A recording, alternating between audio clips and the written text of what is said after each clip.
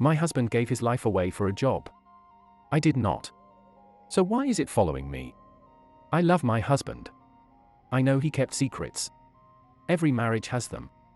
You can either recognize it and move on or lie to yourselves like all the other self-medicated fucks with an 4 full of housewives and a drum full of honey-fried chicken wings. Nevertheless, a friend of mine once opined that outright deception in a relationship is like lying to your left lung. Some people can breathe that way just fine all their lives. Others can't. I knew for sure from a young age that I never could be that type of girl.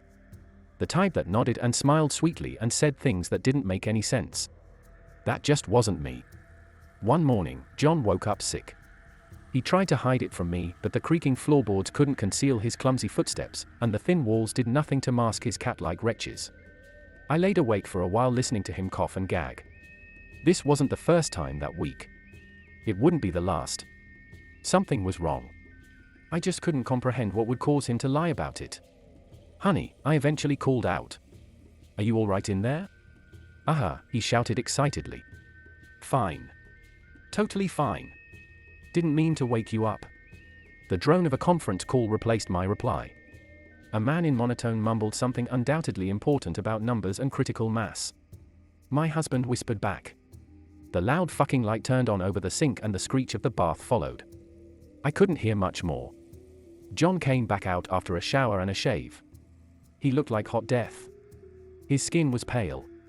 Fresh snot welled up around his nose. Nevertheless, he claimed he would still be going into the office that day. Meetings to be had, budgets to be discussed, important people here, important people there. "We have a project lined up," he insisted. "A big one. The type that can finally get us out of this old house." We had argued about the topic before. Nothing could keep my husband from an honest day's work.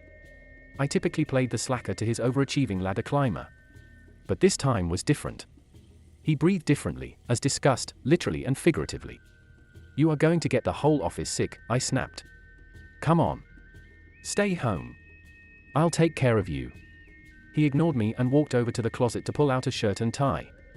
I rushed out of bed and planted my feet in front of the dresser. He stared back at me. New lines of thin blood leaked from razor nicks on his neck. "You're not going in," I repeated. "Really? Enough is enough. You have worked yourself to the bone for this company. They can allow you a simple day of fucking rest." He eased me aside and pulled back a drawer. "We get 10 days of vacation a year. 1 work from home day a month. I've used up all of that and it's only February. Plus my director is up my ass. My boss is up my ass. They have us testing this new material." I moved back in front of the dresser. What's the point? You don't care. I don't care. Nobody cares. But it's work that needs to be done, and it pays well, and we don't make enough money as it is. There it was. I'm sorry. The dagger. I didn't mean anything by it. But my new thing will get us out of this shithole. I promise. He reached for the pant drawer. "Did you know the toilet in there only flushes when you hold down the plunger?" I disappeared into the basement. I heard the door slam sometime later. I didn't get up to investigate. I was pissed. "Goodbye," he shouted. "I love you." John got home late that night, sometime after 8, as announced by his hacking coughs and relentless sneezes. I greeted him in the kitchen with some tea and cold medicine. He shrugged it aside and collapsed into a chair. Sweat leaked out from the armpits and belly of his button-down blue shirt. "No tea," he groaned. "Water. Please." I nodded and went to fetch it. He grabbed the glass and winced in pain when a little spilled on his hand. That's when I noticed the rash. Bright red blisters formed at the joint of his collarbone and shoulder. Some were popped, some not. I pulled down the fabric and saw the cut snake all the way down his arm. "Are these all new?" He nodded painfully. "I only touched it once," he whispered. "It was an accident." "They don't know. They can't.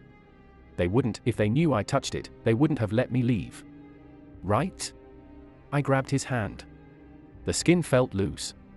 "Slow down. What did you touch?" He considered the question for a second.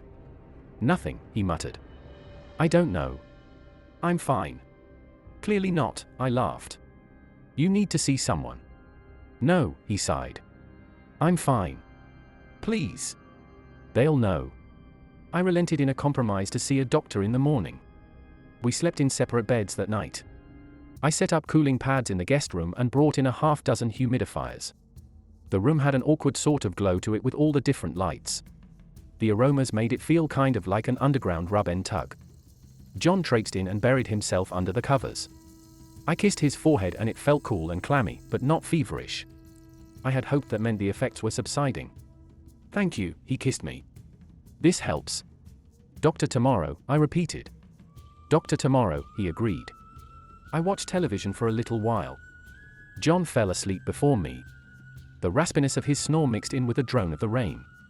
I fell asleep to the episode of Friends where Monica gets her head stuck inside of a chicken. I woke up to a skittering in the halls. I don't know any other way to describe it. We have 2 cats. Sometimes they chase each other around in the night. This would be like that if the cats were the size of bulls. Picture frames fell down the hall. The walls buckled. The floor shook. Something enormous growled and something bigger hissed back in response. I reached for my phone on the nightstand and slammed the screen with half-open eyes. 3 in the morning. The house grew quiet. I waited hopefully for my husband to get out of bed. I assumed an animal got inside. I knew he kept a baseball bat in both closets. I wished then that we had a gun. I could hear this low sort of vibration. I reached around and felt for the source. I realized then that both cats were in bed with me. They stared back with wide eyes piteously. The house was still quiet. A loose floorboard creaked by the bathroom. Then another one in the kitchen. A door creaked open.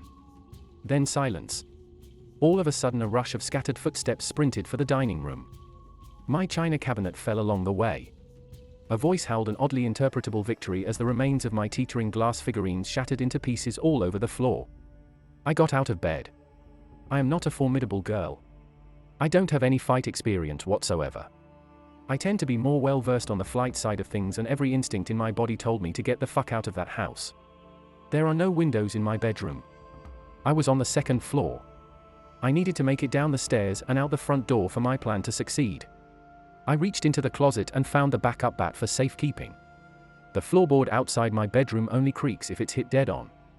I dance around that broken motherfucker like a ballerina. I looked in the guest bed and saw my husband wasn't in it. I should have stopped there. But something urged me forward. Call that curiosity or just plain stupidity. The stairs only squeak if you rush. I took them one at a time, careful to place half my weight on the preceding one before continuing. I could hear a mashing sound from the dining room. Something was eating. Something big. It ripped and gnawed hungrily along the broken glass pieces from the cabinets. I turned the corner and wished I didn't. My husband was laid down across the floor. He was dead, as evidenced by the blood-covered wound on his neck and the glazed look in his eyes. Something was eating him. I couldn't see the full shape of it at first.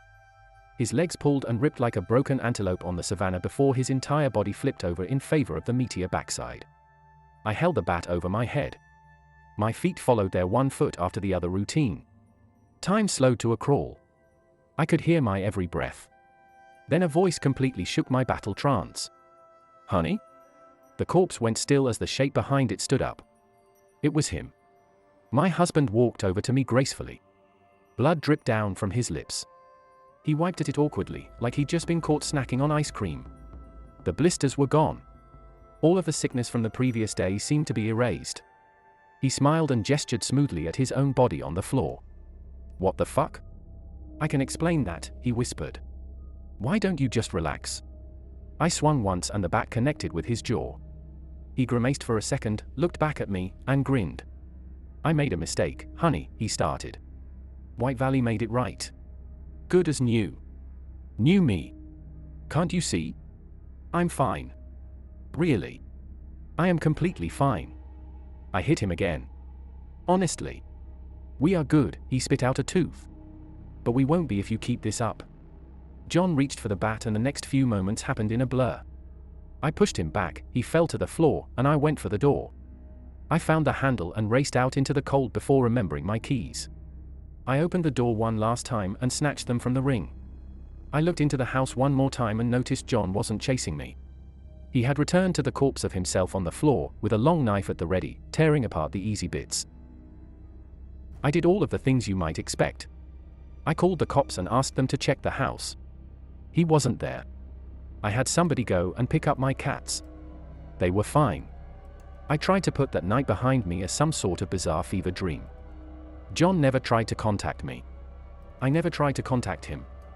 I told my parents we were done. They didn't press me on why. They never really trusted him anyway.